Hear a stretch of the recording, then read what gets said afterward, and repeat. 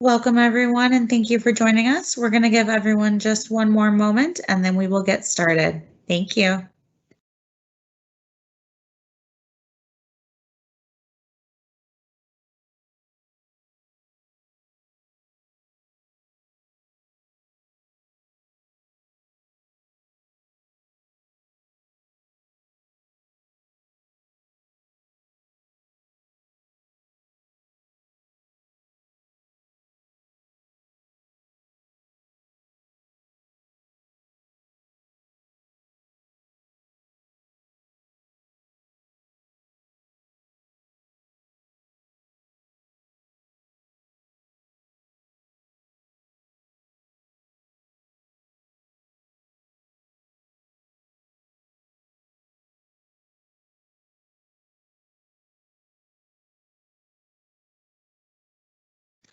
Alrighty, we're going to go ahead and kick off. Thank you so much for joining us today. We are happy to have you with us for this wonderful webinar event. So let's go ahead and get started. Kelly, you can get on over.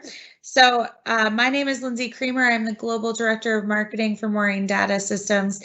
You have received emails from me most likely if you were at this event, but I wanted to make you aware that we will be recording this event and we'll be able to get this out to everybody post-event.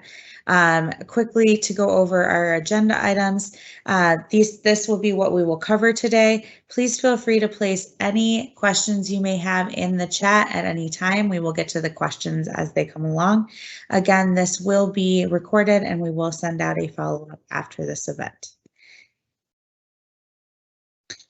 Quickly, I wanted to state that we will have 4 presenters today, but I'm going to turn it over to them or Kelly to give an overview. Thank you.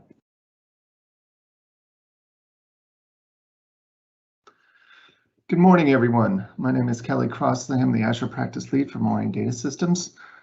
As Lindsay mentioned, I'm going to be presenting a number of items today just to give you a brief history or a background rather on the format as I go through and describe a number of the capabilities with Azure Virtual Desktop as well as the Windows 365 Business and Enterprise versions. There'll be a series of question and answer sessions. What we're going to do is, as Lindsay mentioned, if you have any questions, please put them in the chat. At the end of each one of these sections, we'll have Haim as well as Christopher speak to those questions, and certainly I'll continue on once the question and answer period is complete. At the end of this session, we have John Opel, the CTO of MDS. He's going to be going through and describing some other capabilities that we have as it relates to Azure Virtual Desktop for Maureen Data Systems. So let me go ahead and move forward. One of the things, excuse me one moment, there we go. So let's talk about a little bit about the background and capabilities for Azure Virtual Desktop. Now, this looks like an eye chart. I apologize, but one of the things that I believe it's going to be important for you to understand is, first of all, Azure Virtual Desktop is, a series of capabilities and resources within Azure that allow us to be able to have users log into a system, whether through remote desktop as an example, and interact with it as if it's their own personal environment. Now, when we go through this, there's a series of areas that we're going to go through on this architecture. I'll go through and describe some of them, but to begin with, we're going to talk about the Azure Virtual Desktop control plane. Now, realize the Virtual Desktop control plane is just part of the native components that you get with your Microsoft subscription, right? There's the ability to access via the web. There's a remote connection gateway service, connection brokers as well, and it allows us to perform diagnostics. There's extensibility into the system, which allow for REST APIs and enables third-party tools to assist us in managing these environments. But before we get too far into all of this, one of the things that we're not going to speak too much about is the areas on the left. So let me speak to those. The on-premises network, if you'll notice that there's a series of endpoints. Let's talk about those endpoints. Those might be your local laptops, right?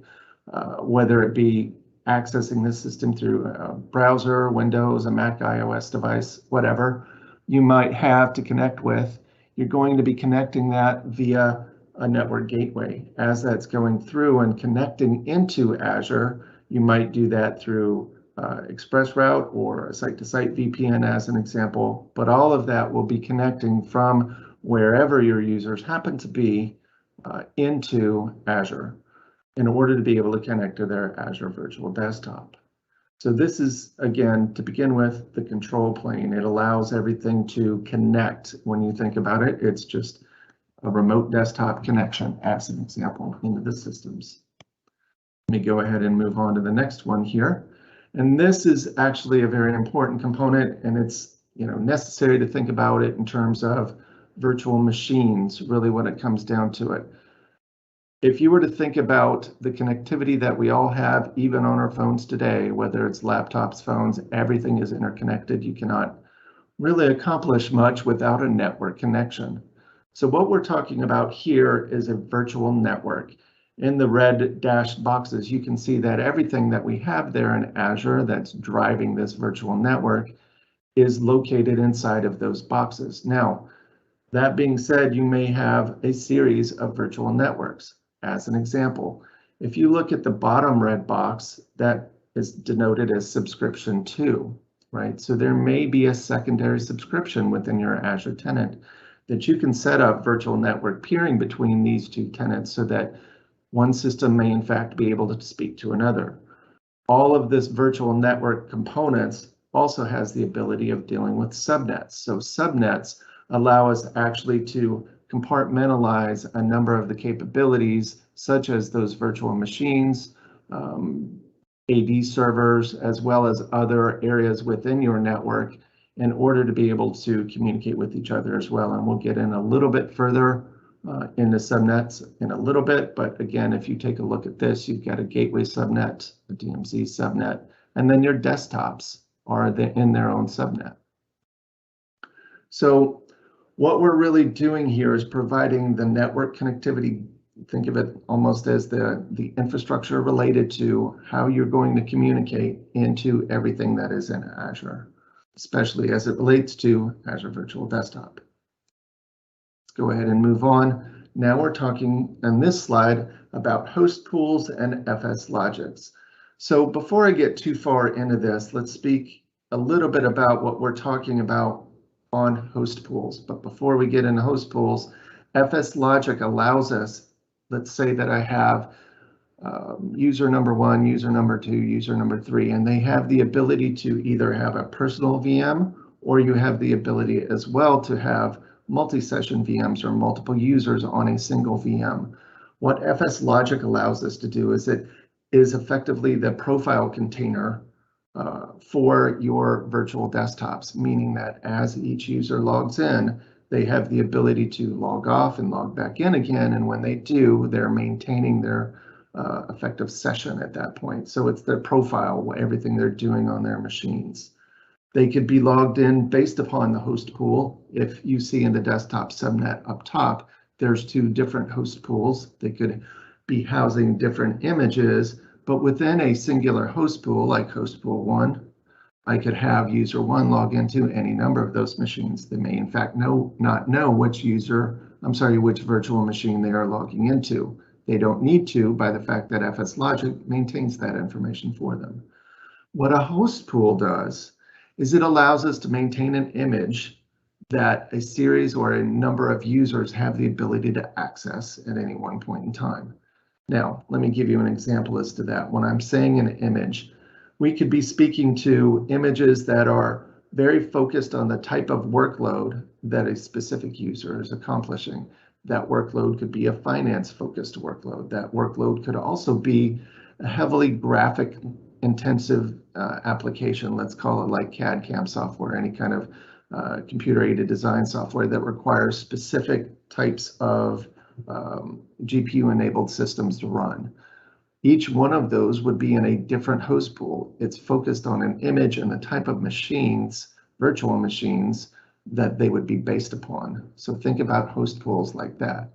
Additionally, one of the other things that we could think of, and you'll see this a little bit later when we get into other areas as well, but you might have a host pool such as host pool number 3 that may in fact actually communicate to your on-premises systems, right? If you have specific servers operating on premises that have very, excuse me, business focus applications to the industry or business that you might be in, those host pools may in fact be focused directly to accessing that set of data, whereas host pool 1 and 2 may in fact not. They may not have that ability to communicate there. So again, that's host pools and FS logics. Now, one of the things to note about FS logics, if you look at Azure files again on the right-hand side, generally when those profiles are stored, they're stored in Azure file storage as an example, and that's what you're looking at there. They're actually stored there in the cloud, always persistent, so that when a user logs in, it can bring back their last known state. Going to go ahead and move on. Let's speak to or have any, excuse me. So at this point, we're going to open it up for questions. If anybody's asked a few questions, I'm sure there's some questions out there. I've covered this fairly rapidly, but we want to make sure that we cover a number of things in this session today. So does anybody happen to have any questions at this point? We have on the line Chaim Siegelman, who's our Azure architect, and Chris Olson, who's our solution architect. So I'll turn it over to Lindsay for any questions. Yeah, we've had a couple questions come in so far. So the first one, what are location restrictions?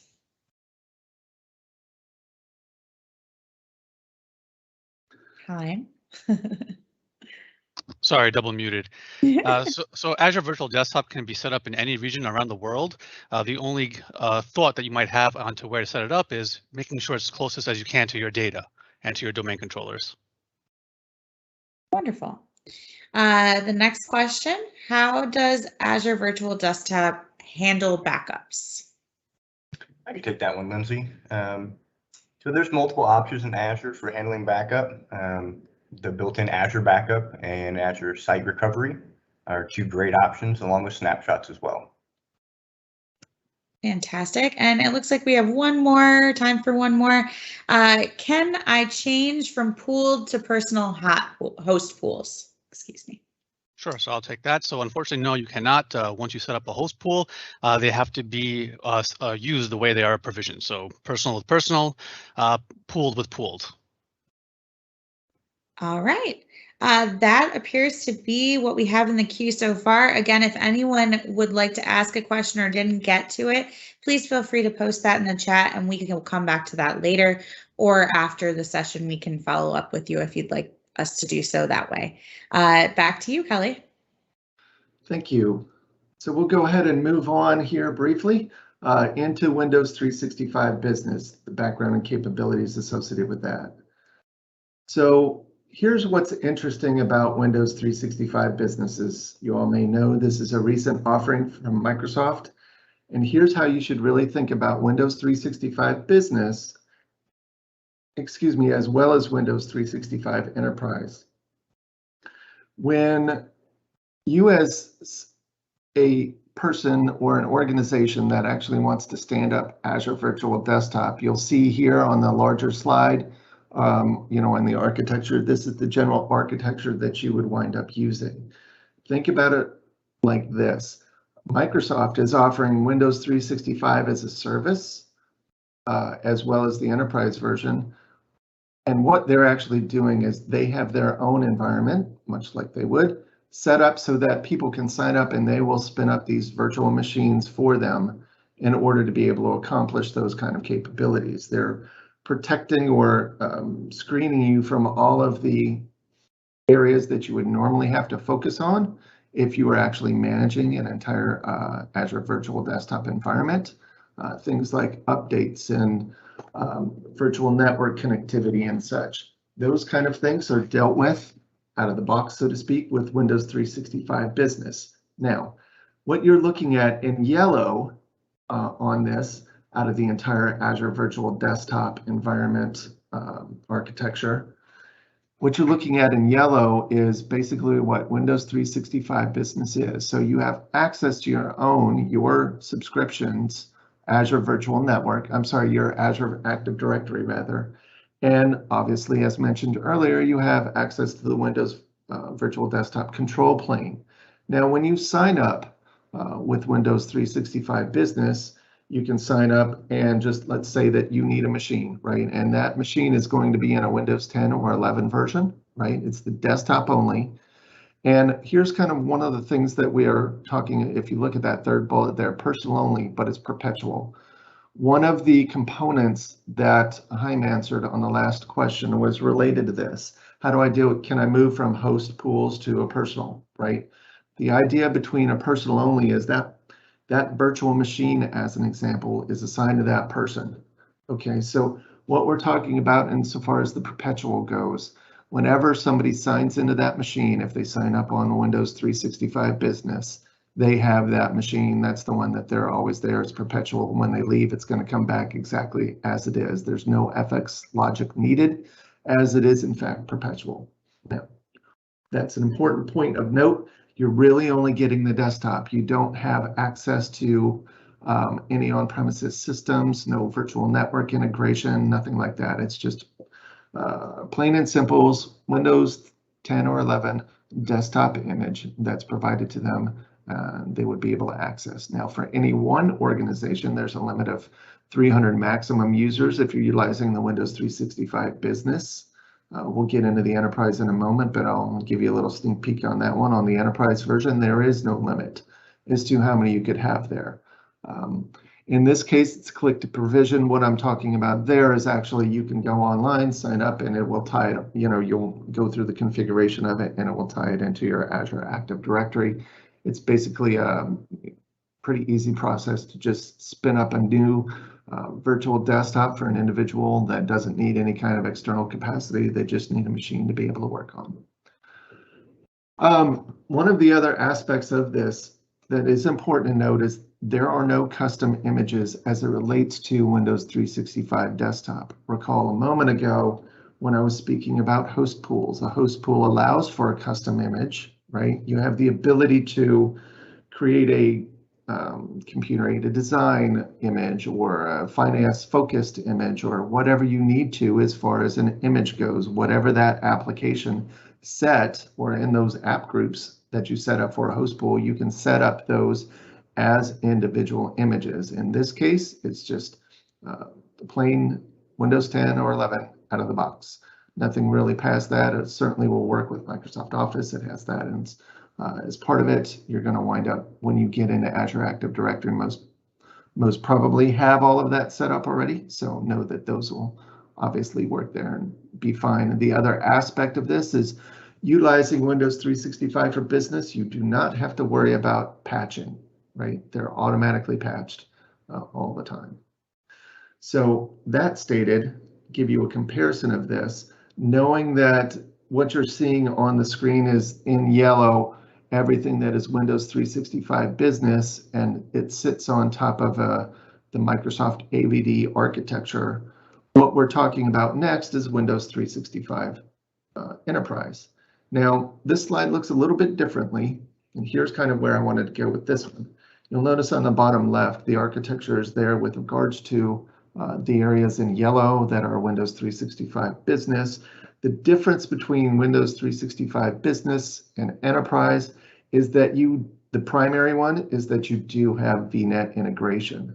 Now, what does that really mean? In the larger component of this screen, you'll see that there's, as an example, a series of virtual machines.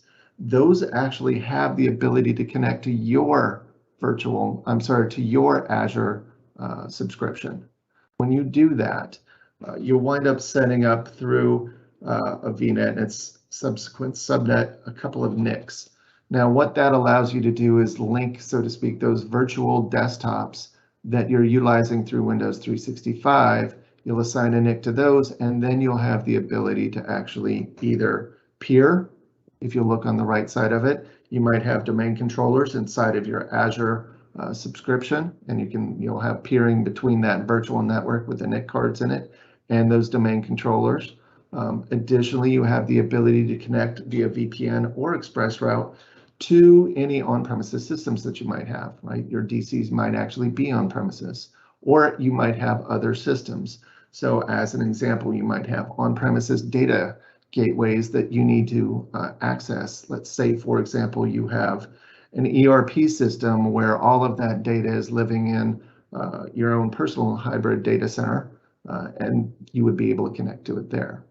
Now, one of the areas that's important to note, you'll notice on the right-hand side, there's no limit to the number of Windows 365 Enterprise instances that you can set up.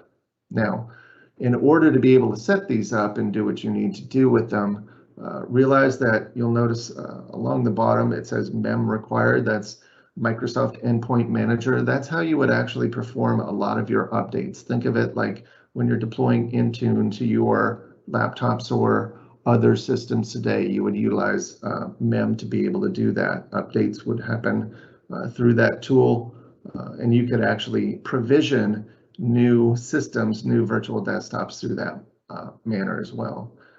We had talked briefly about the VNet integration component. Again, there's also, you have custom images. There's no, you can't really speak to at the moment. Maybe we can get to a point where Chaim and Chris can speak to this, but as far as custom images go, there are really, I want to say probably no limit to the number of custom images, but the idea is to actually keep those as minimally as many as you only need. You don't want to have to manage multiple images, either in Azure Virtual Desktop or here just to the volume of maintenance.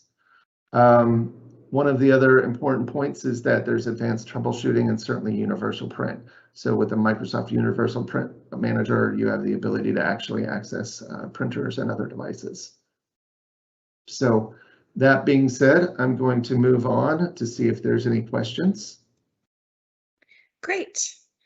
So we did have one comment in the chat that we did answer quickly, but I want to make sure we state it. Is Windows 365 Business present in Microsoft Intune? I believe the answer was that. I'll take that one. Go ahead. It's actually kind of an interesting question.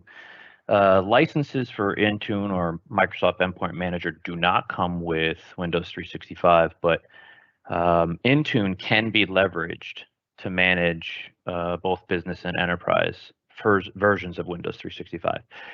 Windows 365 Business does also have kind of a standalone Windows365.com portal for doing kind of basic management. But ultimately, from a licensing perspective, you would need Intune licenses in order to manage those devices with that platform.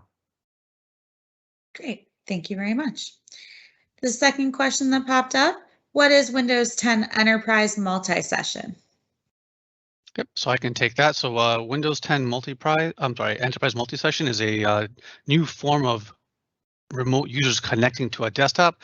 Beforehand, you could only connect to a server license. Now in Azure only, you can connect to a Windows 10 machine, so users are more familiar with it. Also, the licensing is a little bit different, whereas it's multi-session now, per user rather than RDS client CALs. All right, wonderful. And one more question sitting here in the chat. How many users can simultaneously have an interactive session on Windows 10 Enterprise Multi-Session? Hey, Lindsay, I'll take that one. So that really boils down to system hardware resource. And that comes down to your planning in regards to CPU, memory, disk, and possibly even GPU if you're in a situation where you need to utilize, as Kelly mentioned earlier, like CAD/CAM software. All right. If anyone else has any other questions, please feel free to post them in the chat and we will get to them again. Back to you, Kelly. Thank you. Thank you all for answering those questions as well. So to kind of wrap up what we've talked about so far, what we're going to go through is just a summarization of those differences and capabilities between Windows 365 Business and Enterprise, as well as between Azure Virtual Desktop and those. So what you're looking at on this slide is basically a item for item, what kind of capabilities these two versions or these two licenses would actually provide you. The primary difference between these two I've kind of highlighted by larger green bullets, right? So as an example, on Microsoft Win365 Business, there's no built-in management tools, whereas in Enterprise, it's managed by Microsoft Endpoint Manager, okay? In Desktop Business, there is not a gold base or any kind of image support, whereas in Enterprise, you do have the ability to bring your own images in. On the Enterprise version as well, you do have AD support for Azure Hybrid Join, whereas in Desktop Business, it's only Azure AD, right? So you have the ability on the Enterprise side to communicate to your on-premises hybrid. Remember the VNet connectivity that you have with Enterprise that allows you to have the ability to do Hybrid Join. As far as the application management goes, it's managed by the end user themselves or some other third-party tool, or from the Enterprise side, you can manage all of the applications that are on an image through Microsoft Endpoint Manager.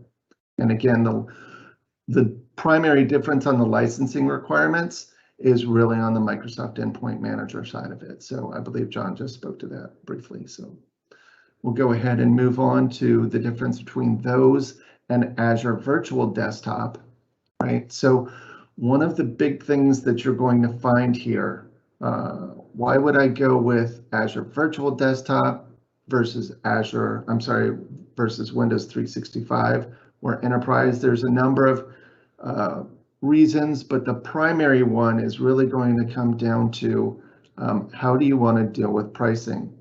So think about it like this. Due to the fact that Azure Virtual Desktop is pretty much exclusively Azure, you can set up a number of the virtual machines, whether you set them up as personal or via pooled, based upon the type of workloads that you're running, and those are actually consumption-based pricing. Now, some people in an organization just want to know what it's going to be month to month to month and just know that number. Very similar to how today Microsoft 365 offers, whether it's business standard or E3 or E5, those are set values every single month. The same kind of pricing is done for Windows 365. As far as Azure Virtual Desktop goes, if you want more control over it, you have the ability to actually control Azure Virtual Desktop virtual machines more granularly, meaning that you could ensure that certain virtual machines are always running. And if they are in fact always running, you have an expectation of a constant set of usage. You could set those virtual machines up to utilize things like reserved instances, which could reduce your prices.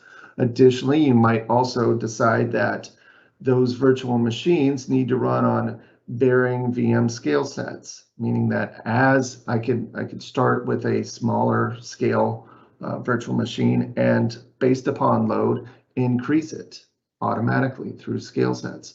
Or you could also set it up so that you could have them turn off every night at some certain time and spin themselves back up in the morning, knowing that individuals in your organization may not in fact be using those at a certain portion of the day. That's one of the largest differences between capabilities of all of these, not to mention that when you're dealing with Azure Virtual Desktop, it's geared towards the people who are experienced with a virtual desktop interface, right? If you need more flexibility, that's really what it's geared towards. If you are a smaller business, as an example, you might just focus on Windows 365 Enterprise or Business, but Azure Virtual Desktop is more often used within more enterprise-based systems. So that's what I have to share. I'm going to turn it back over for any follow-up questions that may have come in. Thank you. Wonderful. Thank you so much. Let me look here. It looks like we have a couple more questions. For AVD, how often should I turn my VMs on to prevent registration issues? Hey, Lindsay, I'll take that one. So the agent needs to check in at least once every 90 days. So you should leave on the VM for at least 20 minutes so they could accomplish that. All right. And the last question I'm seeing here, so anybody that wants to type them in, go ahead and get them in. as we wrap up here, I've heard that apps disappear after I sign out of Windows 10 Enterprise multi-session environment. Why is that? Hey, Lindsay, Chris again. So this is related to profile management solutions and how they are configured. So in an environment where an administrator would configure the system to delete your user profile and sign out, that would also remove any apps that you install during your sign out. So if you wanted persistent apps and profiles, you'd need to ask your admin to provision that, and then also provision the apps for all users in the Azure Virtual Desktop environment. Great. That looks to be all the questions. I will pass it back over to you guys. Thanks, Lindsay. I just want to take a moment, talk about what MDS's offer is around these solutions we spoke about today. We've been responding to a lot of queries by many of our customers looking forward to these new solutions, both with the new Windows 365, but also a lot of customers moving from other VDI solutions into Azure Virtual Desktop.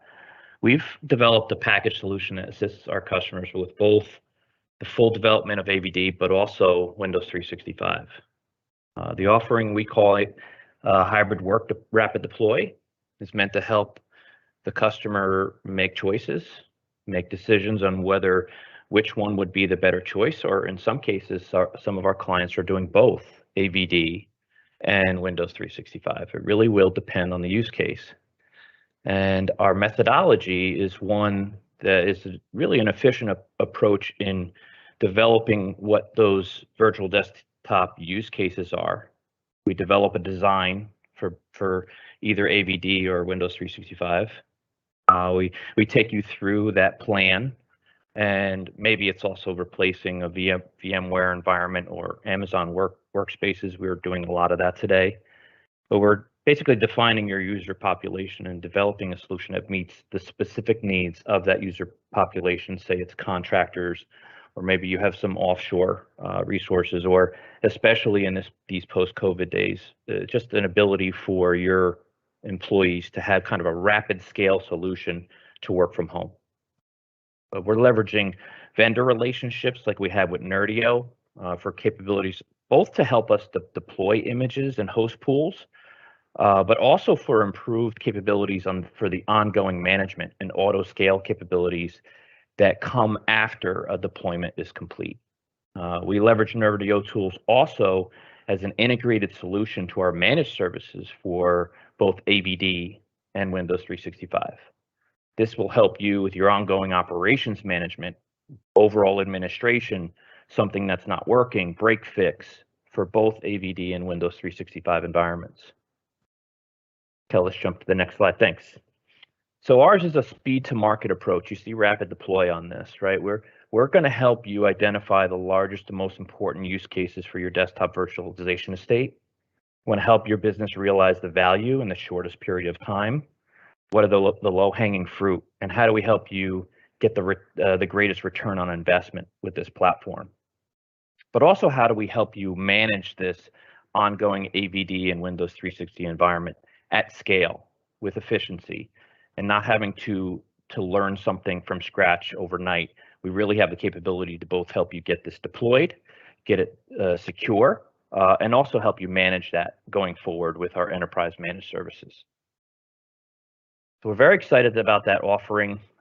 If you want to hear more about that, we're happy to send some information your way. Just a little bit about MDS. We are a woman-owned business and systems integrator. We have headquarters in New York and Miami. We have close alignment, obviously, to Microsoft through both of our capabilities and years of experience. Multiple Country of the Year awards. We have 7 advanced specializations. If you go to the next slide, we have many capabilities around our gold capabilities in certifications. These are things that we maintain year after year after year.